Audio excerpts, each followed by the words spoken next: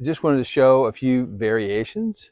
So this was our vertical garden rack, and we've got it on a balcony. And if you looked at any of the other videos, you can come over here.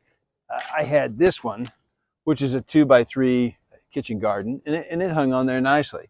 But I wanted to double the capacity, and so I took two of those kitchen garden units and I turned them the other direction, which they'll go. So now we're going 3 trays across, and it hangs over the rack just a little bit.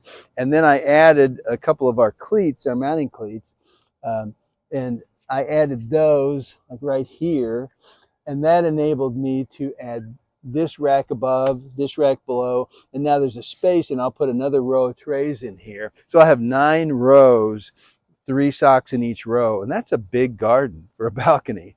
That's a lot of production, which is what we wanted.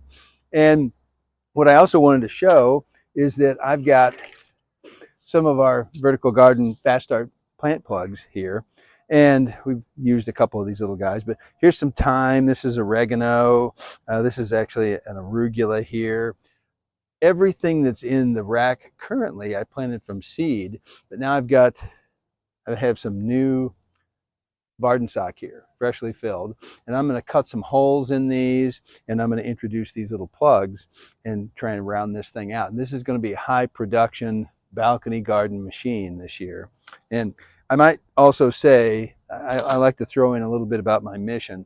I'm always fired up to help people grow some of their own food and know where it came from, know what was sprayed on it or not sprayed on it, how it was fertilized. So it enables you to eat clean if you want to eat clean. And even if you don't have any space. And they say this is an election year. I say every day is an election year, because you got to vote with your dollars. You got to vote with how you spend your money.